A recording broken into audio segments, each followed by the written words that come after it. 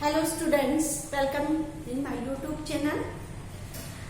Last videos में हमने classification of plant disease के बारे में हमने पढ़ रहे थे, जिसमें हमने दो बेसिस हम पढ़ चुके थे। वो दो बेसिस थे। फर्स्ट बेसिस था according to pathogen. First basis हमारे पास था अकॉर्डिंग टू पैथोजन की पैथोजन किस टाइप का है उसके अकॉर्डिंग प्लांट डिजीज को हमने क्लासिफाई किया था। फिर सेकंड हमारे पास था कि ज्योग्राफिकल एरिया कैसा है, ज्योग्राफिकल एरिया, उस डिजीज की सीवियरिटी कितनी है उस एरिया में और कितने टाइम तक है। इस चीज को हमने सेकंड हमारा जो बेसिस था वो ज्योग्राफिकल एरिया पर था, जिसमें हमने एंडेमिक, पैंडेमिक और स्पोरेडिक टाइम्स देखा था कि उस तरह के डिजीज देखी थी। इसके बाद आता है हमारा जो थर्ड है कि थर्ड बेसिस किस है। तो आज हम हमारे वीडियो के अंदर उस थर्ड बेसिस के बारे में बात करेंगे। तो सबसे पहले थर्ड बेसिस की जब अपन बात करते हैं तो थर्ड बेसिस जो दिया गया कि प्लांट क्लासिफिकेशन का जो थर्ड बेसिस है वो दिया गया according to crop. According to crop, crop किस तरह की है, ठीक है, क्रॉप किस तरह की होती है। तो सबसे इसको क्रॉप को हमने 7 टाइप में डिवाइड कर दिया। फर्स्ट है cereals crop, pulses crop, oil seed crop,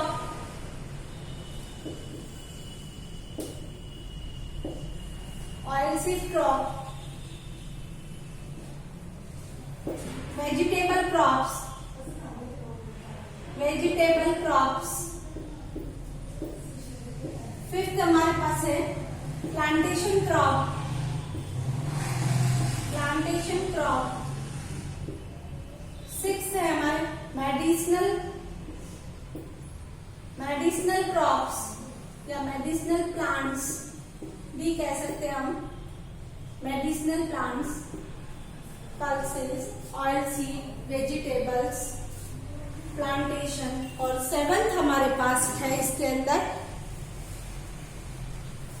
fruit crops, fruit crops. इस तरह हमने क्रॉप्स को 7 टाइप में डिवाइड कर लिया है। सीरियल्स जिसमें क्या आते हैं, व्हीट आता है, मेज आता है, ओट्स आते हैं, ये सारे बार्ले आता है, ये सारे सीरियल्स क्रॉप। पल्सेस जिसमें सारे क्या आते हैं, मसाले आते हैं, सॉरी सारे दालें आती हैं, उसको हम मसाले दालें आती है उनको अपन ने पल्सेस क्रॉप में रख दिया। ऑयल सीड जिससे अपने सीड निकलता है, जैसे मस्टर्ड, ग्राउंडनट, इनसे वेजिटेबल्स आती है इसके अंदर। प्लांटेशन क्रॉप, बागानी फसलें हम इसको कहते हैं, just like T, coffee. Medicinal plant, कुछ मेडिसिनल प्लांट जैसे एलोवेरा के बारे में हम कह सकते हैं, या तुलसी, ओसिमम जिसको हम कहते हैं, वो मेडिसिनल प्लांट में आ जाएगी। फ्रूट्स में, फ्रूट्स तुम जानते हो, उससे रिलेटेड जो भी क्रॉप की जो डिजीज होगी वो फ्रूट क्रॉप्स में आएगी। तो सबसे पहले हम सीरियल्स क्रॉप की बात करें, हमने बहुत बार पढ़ रखा है। Rust of wheat, smut of barley, smut of barley. Pulses crop में, पल्सेस में कौन कौन सी आती है, मूंग आते हैं, ठीक है, मूंग आता है और ग्राम आते हैं। तो इसके बारे में हम लिख सकते हैं इसकी पल्सेस क्रॉप के अंदर yellow vein mosaic, yellow vein mosaic, mosaic of मूंग,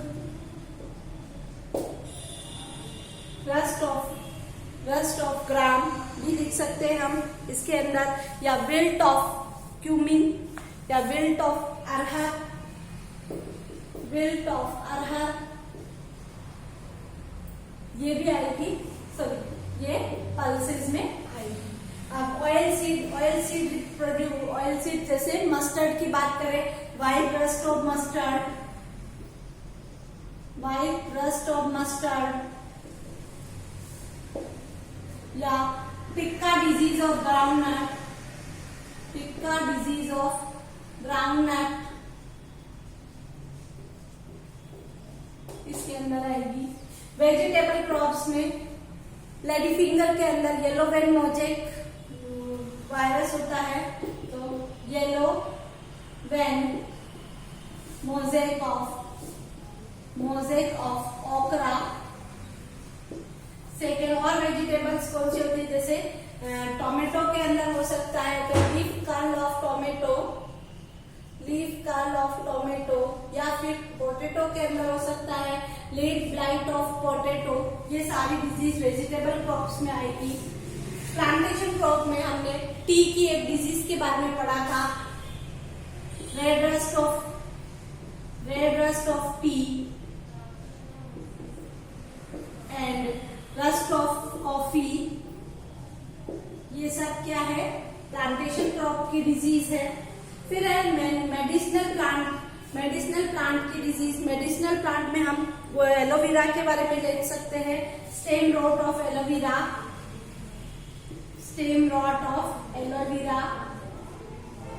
ठीक है। फ्रूट क्रॉप में हमने आम की डिजीज भी पढ़ी है, मैंगो की डिजीज पढ़ी है अपन ने फ्रूट में, या लेमन के अंदर सिट्रस कैंकर, तो सिट्रस कैंकर ऑफ लेमन,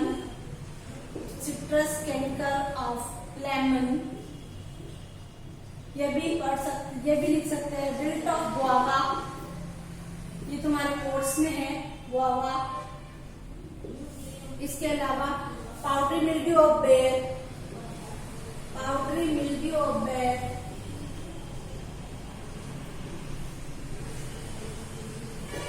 ये भी इससे रिलेटेड हो सकती है। तो हमारा फोर्थ जो टॉपिक था, थर्ड जो हमारा बेसिस था, according to crop, classification of plant disease according to crops.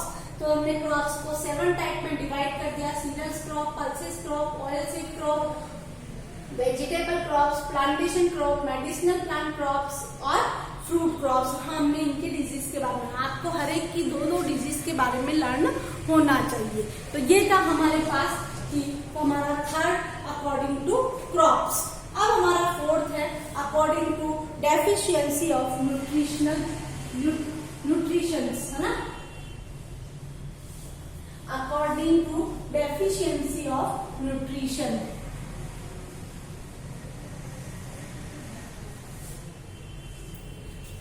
Fourth हमारे पास आता है according to deficiency of nutrition, ठीक है, डेफिशिएंसी ऑफ न्यूट्रिशन। अब हम सिंपल है कि कोई भी अगर डिजीज कोज करता है, ठीक है, जैसे डिजीज कोज की, तो उसमें बायोटिक और एबायोटिक और मीजोबायोटिक जो फैक्टर्स होते हैं वो क्या करते हैं कि इन्फेक्शन करते हैं, और ये इन्फेक्शन क्या होता है, एक से दूसरे प्लांट के अंदर स्प्रेड हो जाता है, ठीक है।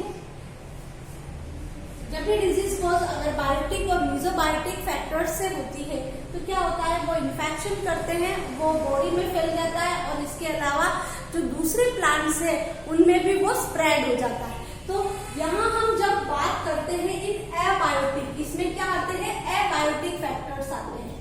एबायोटिक फैक्टर्स की बात करते हैं तो ये एबायोटिक फैक्टर्स अगर डिजीज कोज करते हैं तो हम उनको इन्फेक्शियस नहीं कहेंगे, हम उनको क्या कहेंगे, उनको इन्फेक्शन नहीं कहेंगे। अगर एबायोटिक फैक्टर्स कोई डिजीज कोज करते हैं तो हम क्या कहेंगे, उन्हें डिसऑर्डर्स। वो इन्फेक्शन नहीं कहलाएगा, वो क्या कहलाएगा, डिसऑर्डर कहलाएगा, ठीक है। हम इस डिसऑर्डर किस एबायोटिक फैक्टर के थ्रू होता है, तो हम इस डिसऑर्डर को कितने टाइप में डिवाइड कर सकते हैं। तो सबसे पहला हमारा इसमें है कि किस किस तरह हम इसको डिवाइडेशन कर सकते हैं। तो अपन कहें यहाँ पर लेक ऑफ ऑक्सीजन की जो अगर कमी है, ठीक है, तो इसके कारण हो सकता है लो एंड हाई टेम्परेचर। अगर ये है, टेम्परेचर अगर हाई है और लो है, तो ऐसी स्थिति में भी क्या होती है, डिजीज कोज हो जाती है। थर्ड हमारे पास आता है लाइट। अगर लाइट, लो एंड हाई, अगर ऐसी स्थिति में है तो भी क्या होता है कि प्लांट में डिजीज कोज हो जाती है, डिजीज कोज और प्लांट में डिसऑर्डर्स हो जाते हैं। ठीक है, फिर ह्यूमिडिटी, अगर हाई ह्यूमिडिटी एरिया हो या लो ह्यूमिडिटी एरिया हो तो भी क्या हो जाती है, डिजीज कोज हो जाती है। फिर नेक्स्ट आता है न्यूट्रिशनल या मिनरल न्यूट्रिशंस, है ना, मिनरल न्यूट्रिशंस। मिनरल न्यूट्रिशन की जब अपन बात करते हैं तो मिनरल हम इनके एग्जांपल्स पहले देख चुके हैं, lake of oxygen, low and high temperature, हमने जब एबायोटिक फैक्टर्स के बारे में देखा था। मिनरल न्यूट्रिशन को जब अपन देखें तो मिनरल न्यूट्रिशन सॉइल में तो अवेलेबल है, लेकिन प्लांट उनको एब्जॉर्ब नहीं कर पा रहा है। तो ऐसी कंडीशन में हम क्या करेंगे, प्लांट क्या हो गया, हंगर हो गया, भूख से पीड़ित हो गया, है ना। तो हंगर कंडीशन जो आ जाती है प्लांट की, जिसके कारण क्या हो जाता है, डिजीज हो जाती है। इसमें हमारे पास 4 डिजीज है जो कि पहले भी जेड के एग्जाम में भी ये आ चुकी है, तो आपको ये लर्न रखनी है कि मिनरल न्यूट्रिशन जैसे जेडन, जिंक की लेक ऑफ जेडन या जिंक की डेफिशिएंसी से क्या हो जाता है, खेरा डिजीज हो जाती है, खेरा डिजीज ऑफ राइस, और हम क्या कह सकते हैं उसको, खेरा डिजीज ऑफ राइस, या सिंपली लैंग्वेज में हम इन्हें राइस को क्या कहते हैं, खेरा डिजीज पैडी, है ना, खेरा डिजीज ऑफ पैडी। तो ये किसकी कमी से हो रही है, जिंक की कमी से। यानी न्यूट्रिशन में, मिनरल में ये न्यूट्रिशन उसको नहीं मिल रहा है, जिंक मिनरल नहीं मिल रहा है, जिसके कारण खेरा डिजीज हो रही है। सेकेंड हमारे पास है किसकी डेफिशिएंसी ऑफ एमन, मैग्नीज की डेफिशिएंसी से क्या हो जाता है, ग्रे स्पैक ऑफ ओट्स। ठीक है, क्या हो जाता है, grey SPAC of oats. Oats का जो है वो जो पत्तियां जो है, लीफ जो है वो क्या हो जाती है, ग्रे कलर की हो जाती है, दूसर कलर की हो जाती है।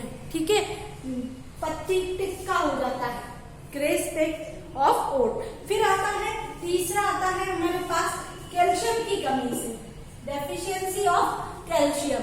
कैल्शियम की डेफिशिएंसी से क्या हो जाता है, blossom end of tomato, blossom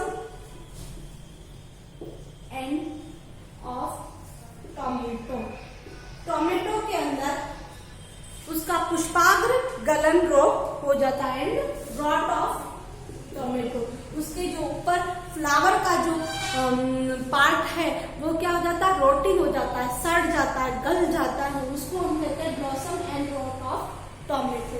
और लास्ट मॉलिब्डेनम, जिसमें से कोई भी एक आपके एग्जामिनेशन में आ सकता है, डेफिशिएंसी ऑफ मॉलिब्डेनम। मॉलिब्डेनम की डेफिशिएंसी जब होती है तो विप्टेल ऑफ कॉलीफ्लावर, ठीक है, विप्टेल ऑफ कॉलीफ्लावर डिजीज हो जाती है। तो हम यहाँ ये कहेंगे कि मिनरल्स न्यूट्रिशन जब होता है तो मिनरल लेक ऑफ मिनरल्स या लेक ऑफ न्यूट्रिशन में अगर जिंक की डेफिशिएंसी है तो खेरा डिजीज हो जाती है पैटी के अंदर, मैग्नीज की है तो ग्रे स्पैक ऑफ ओट्स, जई के अंदर, है ना, जई के अंदर ग्रे स्पैक डिजीज, और कैल्शियम की कमी से blossom end of rot of tomato, और मॉलिब्डेनम की कमी से विप्टेल ऑफ कॉलीफ्लावर, ये डिजीज हो जाती है। तो आपको ये लर्न करनी है। इसके बाद एक और आता है इसके अंदर, किस कारण से, तो पॉल्यूटेंट, प्रेजेंस ऑफ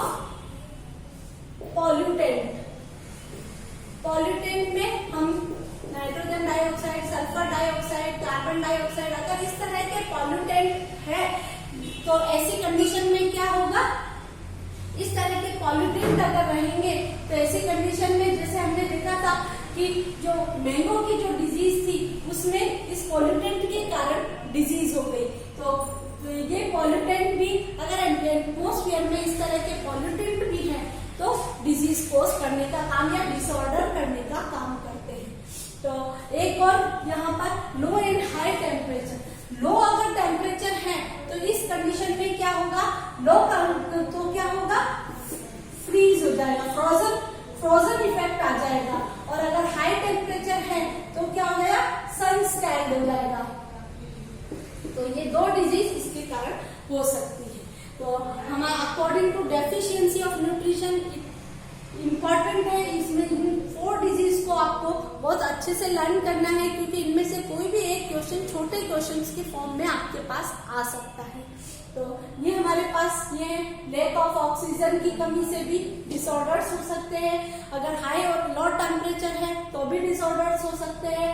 अगर लाइट अगर हाई है और लो या बहुत लो है तो ऐसी कंडीशन में भी क्या होता है, मोस्टली क्या होते हैं, फ्लावर जो होते हैं वो नहीं खिलते हैं। तो ये नहीं खिलने, ये लाइट के कारण, फोटो पेरियोडिज्म हमने पढ़ा है।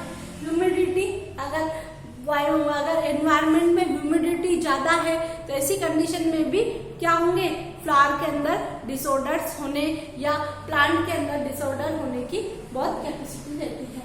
मिनरल न्यूट्रिशन पढ़ लिया, या प्रेजेंस ऑफ पॉल्यूटेंट अगर एयर में है तो ऐसी कंडीशन में, या वाटर में पॉल्यूटेंट है तो प्लांट में डिसऑर्डर्स होंगे।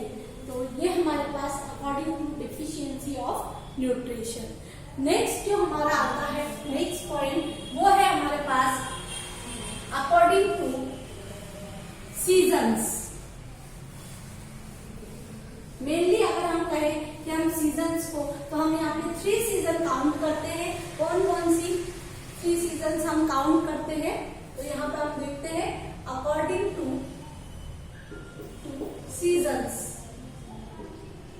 सीजन हम यहाँ पर 3 सीजन काउंट करते हैं, rainy season, winter season and summer season. तो सीजनल होने वाले डिजीज को हम यहाँ पर काउंट करेंगे। जैसे रेनी सीजन की बात करें तो यहाँ हम ये याद रख सकते हैं कि रेनी सीजन में वो वही इफेक्ट डालेगी जिस उस सीजन में कौन कौन से प्लांट आते हैं। जैसे मेज आता है, बार्ले आता है, तो उस सीजन में आने वाले वो डिजीज वहां कॉज करेगी। जैसे फॉर एग्जाम्पल अगर हम देखें तो डाउनी मिल्ड्यू पर्मिनेंट बाजरा, डाउनी मिल्ड्यू बाजरा किस में आएगा, रेनी सीजन में बाजरा आता है तो डाउनी मिल्ड्यू बाजरा इसी में आएगा। ब्लास्ट ऑफ राइस ये इसी में आएगी। विंटर में क्या आता है, व्हीट आता है, तो हम रस्ट ऑफ व्हीट इसमें भी लिख सकते हैं, रस्ट ऑफ व्हीट। इसके अलावा क्या आता है, मस्टर्ड आता है इसके अंदर, तो मस्टर्ड के टाइप हम क्या लिख सकते हैं, white rust of mustard, white rust of mustard ये भी इसी में आता है। फिर नेक्स्ट रेनी सीजन के अंदर ही हम क्या ग्राउंडनट भी आती है, तो हम टिक्का डिजीज ऑफ ग्राउंडनट भी लिख सकते हैं। कॉटन आती है तो रॉट ऑफ कॉटन भी लिख सकते हैं। इसके अलावा अगर हम समर सीजन की बात करें तो सन स्कैल्ड, बहुत ज्यादा गर्मी होती है, सन स्कैल्ड लिख सकते हैं। तो अगर विंटर में बहुत ज्यादा विंटर है तो हम फ्रोजन भी कर सकते हैं, फ्रोजन इफेक्ट भी कर सकते हैं। सन स्कैल्ड समर सीजन में सन स्कैल्ड या charcoal rot disease. Charcoal rot disease क्या है, ऐसी डिजीज जिसके अंदर क्या होता है, चारकोल यानी काला काला रॉट बन जाता है, गलन हो जाता है, उसको हम कहते हैं चारकोल रॉट डिजीज। तो according to season, rainy season में किस तरह की डिजीज हो सकती है, विंटर सीजन में किस तरह की डिजीज हो सकती है, या फिर समर सीजन में किस तरह की डिजीज हो सकती है। हम ये तो नहीं कह सकते कि सन स्कैल्ड जो है विंटर में हो जाए, क्योंकि विंटर में तो बहुत कम गर्मी होती है, तो वहां पर बहुत सर्दी होती है, तो फ्रोजन होता है वहां पर, ठीक है। फ्रोजन डैमेज भी लिख सकते हैं हम उसको, फ्रोजन डैमेज। तो ये है हमारे क्लासिफिकेशन ऑफ प्लांट डिजीज। तो हमने हमारे इस वीडियो के अंदर हमारे 5 तरह की क्लासिफिकेशन पढ़ ली है। कोजल ऑर्गेनिज्म के according to geographical area, according to crops, according to mineral nutritional या डेफिशिएंसी ऑफ न्यूट्रिशन, और अकॉर्डिंग टू सीजन। तो यहाँ हमारा वीडियो यही खत्म होता है। आज हमने क्लासिफिकेशन पढ़ लिया। अब नेक्स्ट वीडियो में हम किस तरह प्लांट डिजीज को मैनेजमेंट कर सकते हैं, कैसे हम उनको कंट्रोल कर सकते हैं, उनके मैनेजमेंट के क्या उपाय हैं, हम उस वीडियो के अंदर देखेंगे। Thank you very much.